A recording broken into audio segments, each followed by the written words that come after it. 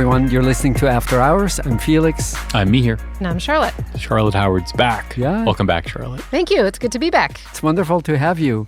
I heard you moved to new offices with The Economist. Yeah, we just moved to 54th and 3rd, and everyone talks about the death of Midtown, in particular Midtown East. But I have to say that I have been struck by the opportunities created by some businesses dying and some new businesses coming in. So right nearby, we have this food court that opened in the bottom of the Citigroup building that should, for all intents and purposes, really be a wasteland. And instead, it's incredibly dynamic and has delicious new restaurants and is always full.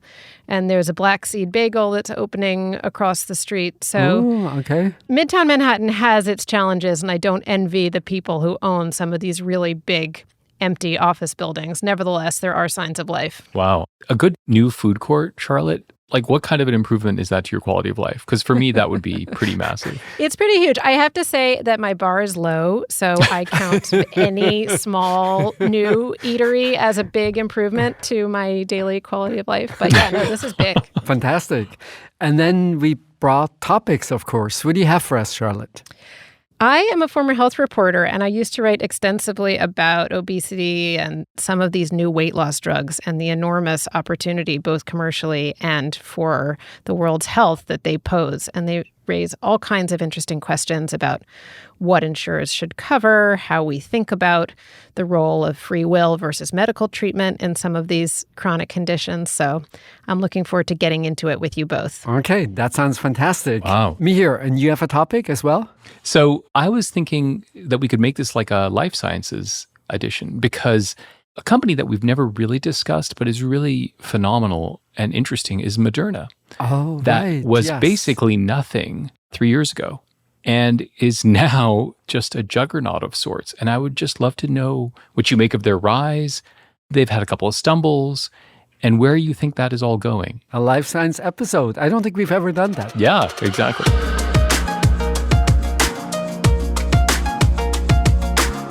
So, Charlotte, weight loss drugs and developments around these new drugs. Tell us more. I think there can sometimes be a tendency to think about weight loss drugs as a niche issue. Right. But if you look at the data, it's just not. So about 2/3 of American adults are overweight or obese. 2/3. And more than 1 in 3 is obese. But it's not an American phenomenon.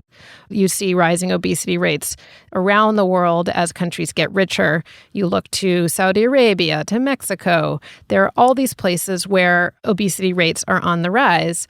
And in 2035, you could have 4 billion people around the world who are overweight or obese. Oh, wow. That's just staggering. So if you think about the trajectory of how we've thought about disease in the past, for so long it was about fighting viral infections, about fighting communicable diseases.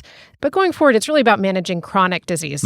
As people get older, as people get richer, this is a huge problem for individuals, and it's also a huge problem for governments because of the attendant costs. And Charlotte, is it also right to think about obesity not only as a problem in and of itself, but also being associated with lots of other really problematic conditions like heart disease and other things? Exactly. So if you look across diseases that are caused by or exacerbated by obesity, they include diabetes, of course, which is probably well known, but also raises the risk of cancer, of heart disease. It's just a really big deal. And even COVID, Charlotte, if I remember right, the chances that you would get really sick and be hospitalized from COVID, I think had a lot to do with chronic conditions like obesity.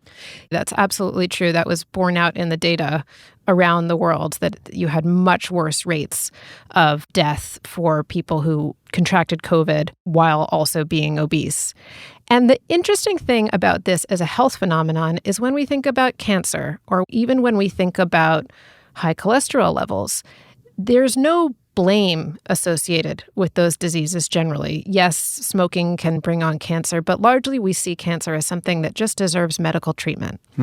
And the conversation around obesity has always been different because it has largely, for many, many years, rested on the premise that this is up to the individual to manage. That if they were to exercise and if they were to eat better, obesity rates would go down. And what we know now through years of research is that it is really hard medically to lose weight on your own. Your body has evolved over millions of years to keep weight on, not to lose it. Yes. And it works incredibly hard to keep that weight on. And so the question is, what is a medical intervention that can both improve the quality of life and improve the long-term health outcomes for people who are obese, and potentially be a huge boon to companies that develop these medications? And after decades of really no progress, we now have these drugs that do have a really big impact on weight loss. Right. So how do the drugs work in the first place?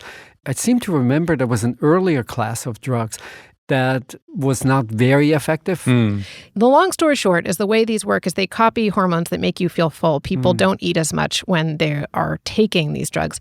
And the impact is big. So you might have about 15% weight loss, for instance. And the Eli Lilly drug might have an even higher share of weight loss. So that's incredibly dramatic for the people who take these medicines. I confess my first reaction to this whole story is just what a quantum leap this is in healthcare. And I think it's worthwhile just thinking about, A, how it happened in such a discontinuous and unexpected way, and then all the ways it plays out through the healthcare system, because we are just now beginning to see the onset of this. And because it is about obesity, there are a set of really interesting payment issues around these drugs. And so the question to me is, how do we think about garnering the biggest benefits for society in a way that actually allows it to happen in a vaguely fiscally responsible way and allows these companies to benefit from this remarkable innovation? I don't know, Felix, what do you make of it? That's one of the really interesting questions. Should it be covered? How quickly should it be covered? It's quite pricey. I think the Novo Nordisk drug is about $1,300 a month or so.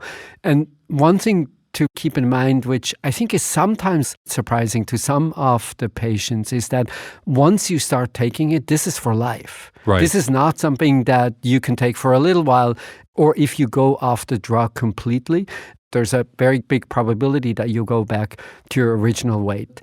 Novo Nordisk says that about 40 million Americans are covered out of the 110 million who are considered obese. And to your earlier point, Charlotte, it still has a little bit this ring. Well, should we really cover it because there's some sense of personal responsibility, even though the science is very clear now that this has nothing to do with willpower, that it's just the biology that is working against people in ways that almost no one can really fight. If you think about this from the drug company's perspective, they have created drugs that work, and you take them forever. Yes. This is the amazing market opportunity offered by these drugs, and it's a huge mass market. So it's not surprising to me that Novo Nordisk's valuation has doubled in the past 2 years.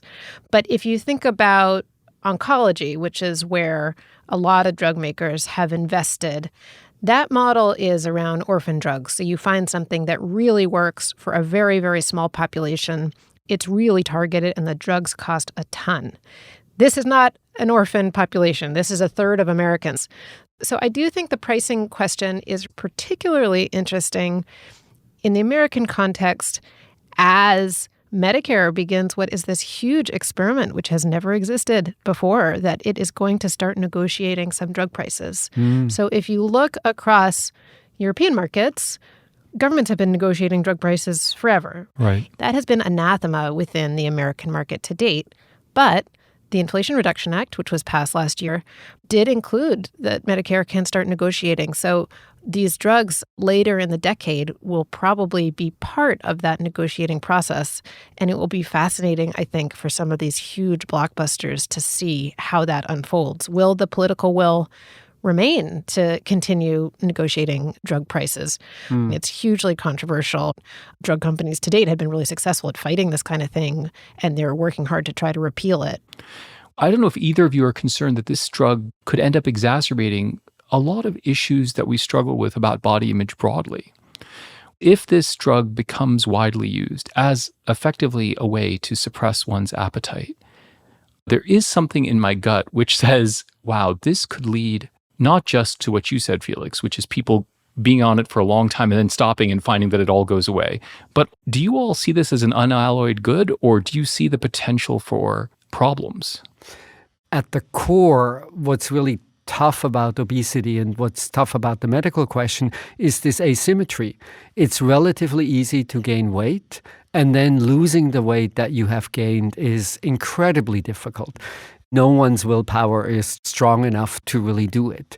Think for a moment what that really means and how we would think about this issue in a different context. So say we had a deep hole in the community, and we knew if you fall into it, it's incredibly difficult to climb out. What would be the natural response? The natural response would be to make big investments, making sure that no one falls in. That's the part that I'm missing in the conversation. I'm all in favor of helping the people who have gained a lot of weight, who have all kinds of health issues as a result of obesity. The numbers are just striking. 50% of adults who are considered obese, they meet the criteria of obesity at age 5. It happens incredibly early in your life. And so preventing from falling into the hole, that's the part of the whole equation that I'm really missing. We should make people aware, and we should teach and train people to be really careful not to fall into the hole in the first place. And then if it happens to someone, then of course I'm all in favor of helping, and the drugs are really great news. But given the asymmetry in the biology, that it's so easy to gain, that it has to do with lifestyle questions and the kinds of foods that are available in your community, the kinds of foods that people typically end up eating, why isn't there more emphasis on prevention?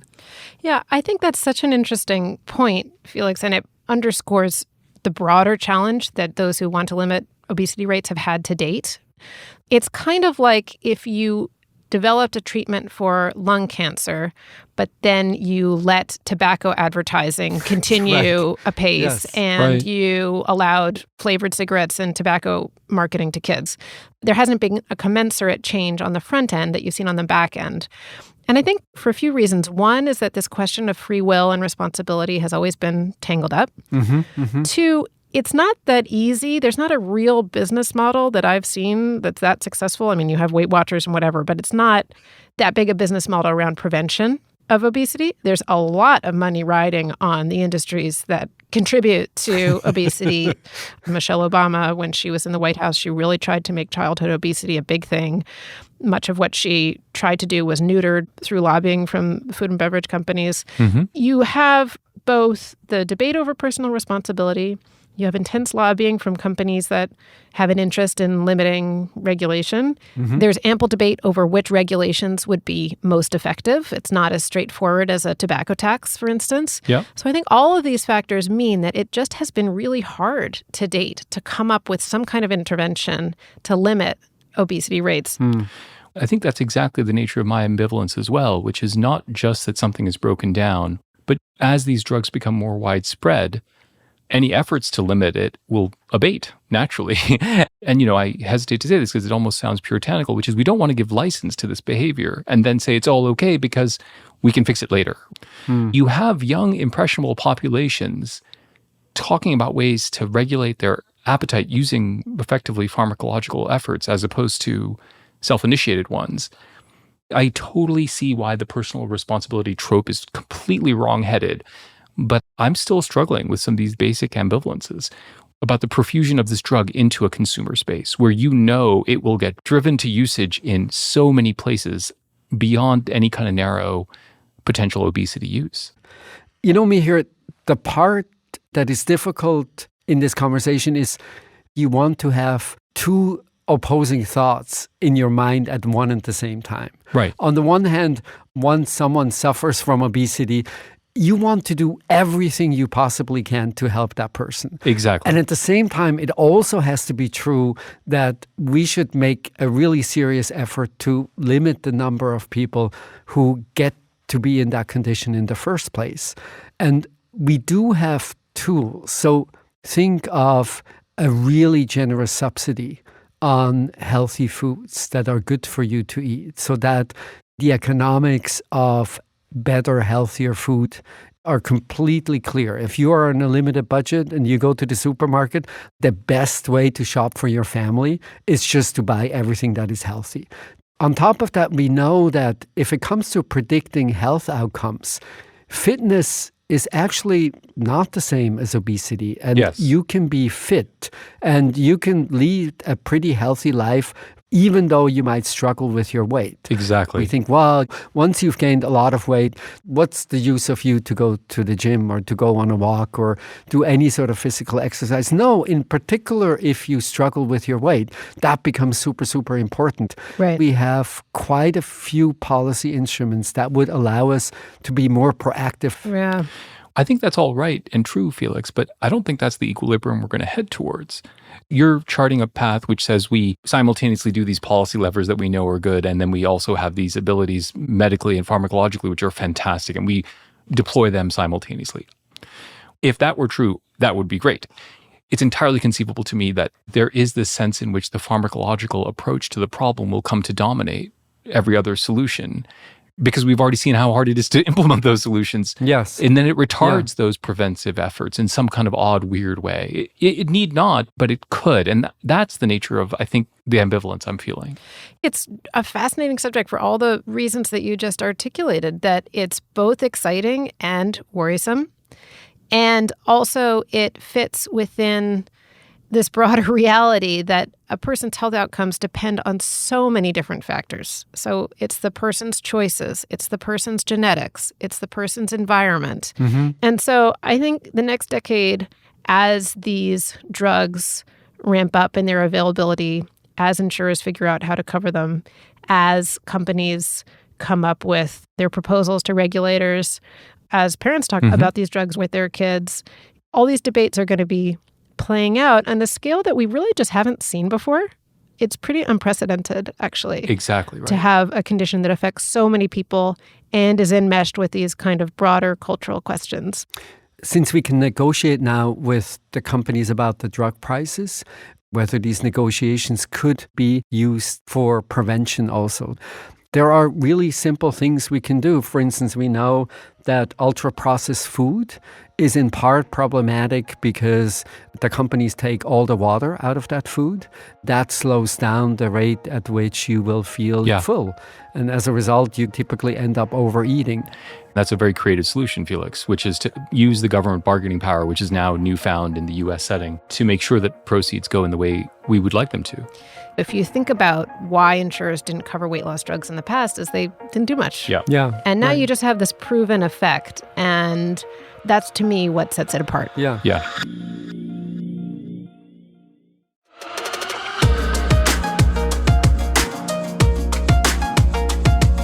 So Mihir, Moderna, what's on your mind? As you know well, Moderna was one of the major vaccine providers during COVID.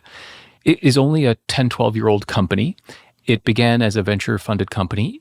It was considered up until 2019 as a company that was quite aggressive in its claims.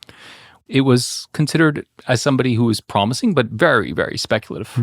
In the course of about 12 months, it went from a market capitalization of $5 billion to about $150 billion. Oh, and by the way, from basically zero revenues to approximately $20 billion in revenues. We have never seen anything like that before. So over the course of 2 years, they had $20 billion of revenue per year and collectively had around $20 billion of profits over those 2 years. And of course, now there are some interesting questions that face it as COVID vaccines come down. It is just this massive one-hit wonder so far. What do you think happens to companies when they go through that kind of trajectory? Well, I think the one-hit wonder analogy is a good one. We can think of Moderna as the boy band of pharma in some ways. So there are a few things that happen along the way. You have mistakes or you have fights and you don't give credit to the backstage manager who was early on in your career. Right. When you've seen that play out with Moderna, they have had a variety of issues with who owns the rights to different technologies that were within its mRNA vaccine. You have had a battle with the NIH. It paid a million settlement to the National Institutes of Health earlier this year because, of course, Moderna developed these vaccines with the support of Operation Warp Speed in the really dark days of COVID-19. The question is how much credit and who owns the rights to some of these technologies. And then you also have questions of what happens as you move from being supported by the public sector to commercial coverage. Moderna is not alone. Pfizer is doing this as well. As you move from the government purchasing lots of vaccines to commercial coverage, you can raise the price of the drugs. And then there's the question, can you come up with something else that is going to sustain the company going forward? And I think the answer to that is yes, but it's not going to be, to really hammer this analogy, it's not going to be the top hit. Right. It's going to be the number 98 in the Billboard Top 100. I'm really aging myself now. But these are going to be drugs that might not be blockbusters and probably will not be blockbusters on the scale that you had when you had a global pandemic. And so that causes managerial issues. You invest to scale up, and then you might have to really restructure as you adapt to a different market size. The interim development is really interesting to me. So they're predicting R&D expenditures alone of roughly $4.5 billion in an environment where the big government purchases go away. As you pointed out, Charlotte, that means probably a floor of $5 billion. I think Wall Street expects more like $6 or $7 billion. But you basically go from being incredibly profitable to now, are they making a loss? Are they not making a loss? How quickly will the different drugs come along? I think things look pretty okay on the skin cancer front. I think the RSV vaccine is maybe a little bit a bigger question. People are thinking about combinations of, say, a flu shot and an RSV vaccine rolled into one. Maybe there's some COVID vaccine on top of everything there. So there might be combinations that don't have an exact equivalent in the marketplace. But we go from this once in a lifetime, just amazing speed, amazing scale. Just to keep this in perspective, for the Spanish flu, it took a little over 10 years to even identify the strand of virus. It took basically forever. And in this case, Warp Speed was exactly the right name. We went from knowing that there was a really serious chance of a global pandemic to then having a vaccine in a very short period of time. But that is not the game they can play going forward, even though the markets might be quite big. Say the market for melanoma is actually quite a big market, but if you then think, oh, maybe Moderna gets a third or a fourth of that market, then the numbers are not that astounding. Yeah. I think the thing that strikes me about this is there is a real technological breakthrough here, which is messenger RNA is a remarkable new way to develop vaccines and to develop drugs. And that is potentially transformational. But to your point, they don't have a monopoly on it, and they're going to be competing with lots of people with it. And I think to your point, Charlotte, I think the fascinating thing to me is there is this question of these trajectories of companies that are so astronomic. It almost feels like it is even more difficult to grow that way than it is to grow in a more linear way. And all those problems that arise in boy bands of like conflict and tension and it never being as big or as good as it was at that time.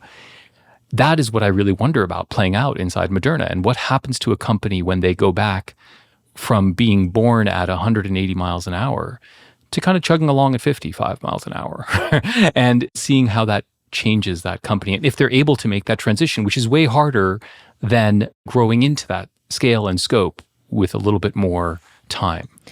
I absolutely agree with that. And I also am struck by the difference in how Moderna rides this versus the likes of Pfizer. So Pfizer, of course, was a company with a rival vaccine to Moderna's giant established American pharmaceutical company.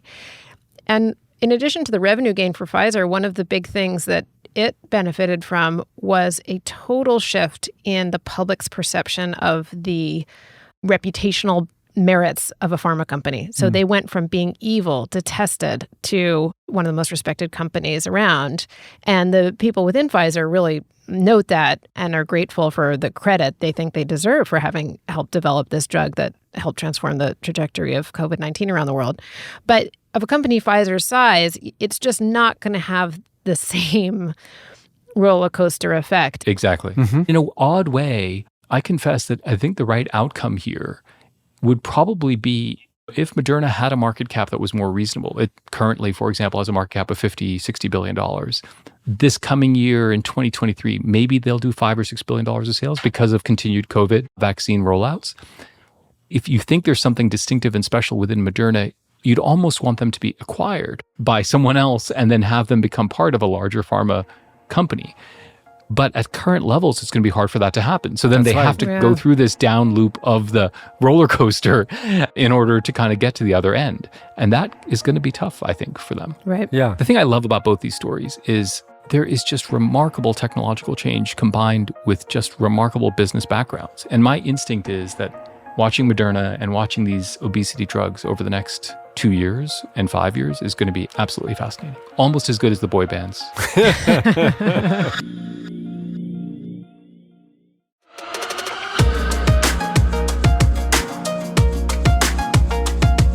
All right, and we have recommendations. Charlotte, what do you have for us? I had two recommendations, one slightly more useful than the other.